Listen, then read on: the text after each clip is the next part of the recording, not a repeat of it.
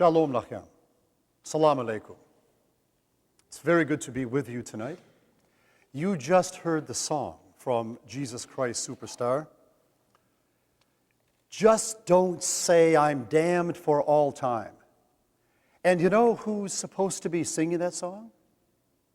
Moi. Me. Yehuda, Judas Iscariot. The very thought that I would be damned for all time. I'm just an ordinary Jewish guy with an ordinary Jewish name, Yehuda in Hebrew, Judas in Greek, named after Judah, the son of Jacob, or Israel. I'm just one of all sorts of people these days, named Judas. Around here, everybody and his brother is named Judas. My main claim to fame is that I was known as a friend of Rabbi Jesus, Rabbi Yeshua. People know I spent time with the rabbi. Yet what horrible things have been said and written about me over the centuries, that I turned on Jesus and betrayed him, handed him over to the Roman authorities to be crucified. And that I did this with a kiss, though of course I kissed my friend Jesus, as we do in the Middle East. What could be wrong with that? It has been said that I was nothing but a wicked Jew, evil from childhood, and ugly as sin. One writer, Dante, put me in the lowest and worst circle of hell, down there with Brutus and Cassius, the betrayers and assassins of Julius Caesar. Not bad company. But hell is not the place where you want to spend eternity damned for all time. And this is not funny. My name sounds like a word for Jew, so I became the poster boy for anti-Semitism and anti-Judaism.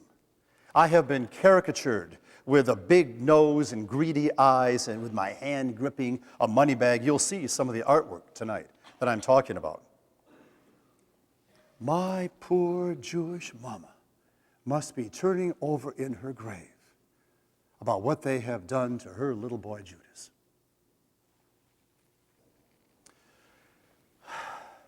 I'm sorry to say that there are more tall tales about me and my wickedness. But thank God, there also are a few other texts from the old days that tell a different story.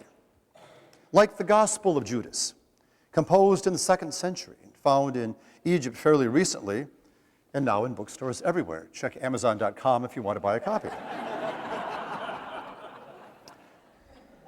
It's entitled The Gospel of Judas, but I didn't write it. I don't know who originally did, but this gospel gives a more Gnostic, mystical spin to my story.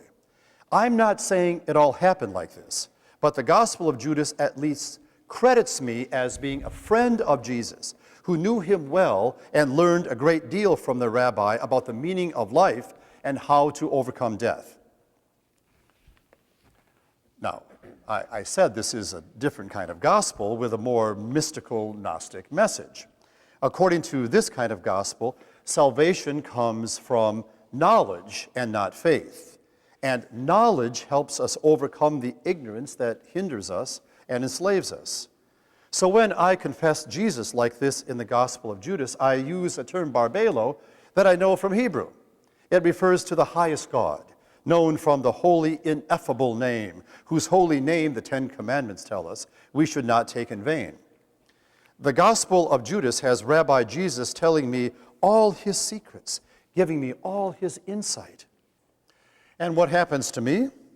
Jesus tells me near the end of the Gospel of Judas that I will hand over someone or something, but not the real spiritual person of Jesus.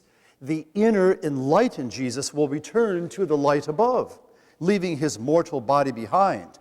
And I don't betray the real Jesus at all.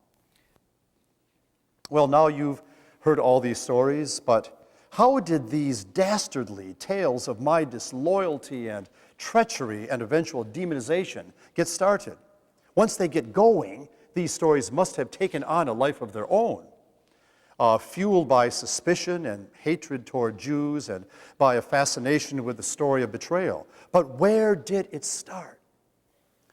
My best guess is that the story told of wicked me is another example of stories recounted in the literature of the world about betrayals, about friend turning against friend, brother against brother, sister against sister. Homer, for one, tells this kind of story about Melanthius the goatherd, who turned against Odysseus and paid the ultimate price. It sounds like what people have written about me, and a few scholars think this is the origin of the story of my betrayal. In Buddhist lore, Gautama Buddha's cousin named Devadatta turned against the Buddha and tried to do him harm. Within the Jewish cultural sphere, my world, a poet wrote about a close friend who turned against him.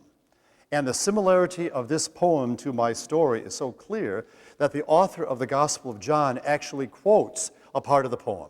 But the story of betrayal, closest to me, comes from Jewish traditions that are quite familiar. I'll bet that if you would ask a person on the street in first century Jerusalem or some other city in Israel, who is the worst betrayer of all time, that person would say, well, Judas. But wouldn't mean me. The Judas or Yehuda or Judah in mind would most likely be Judas or Judah, the son of Jacob or of Israel, who betrayed his brother Joseph for money. So there you have it. There's Judas. There's the betrayal of a brother. There are pieces of silver. There's the loss of a son. The story of my supposed treachery may well be the retelling of this story of the most famous or infamous betrayer in the Jewish Bible. Judas, the Judas or Judah, whose name becomes that of a tribe and a territory of Israel, whose name comes to mean Jew, whose name is my name. It should not be a surprise if a passage or story from the Jewish Bible would be used as source material for my story. That is the writing technique that is used throughout the Gospels to tell the story of Jesus. And if such is the case for me, Judas Iscariot, we'll begin to be forced to think some new and fresh thoughts about what we're going to do with my story.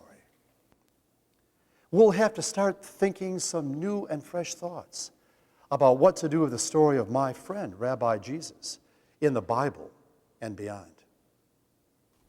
The words of Bob Dylan and his song strike home to the present day. And yes, I have to admit, I too am weary as hell and confused, but now you know a little bit more about me. And now you'll have to decide for yourself whether I had God on my side. Peace be with you, and good night.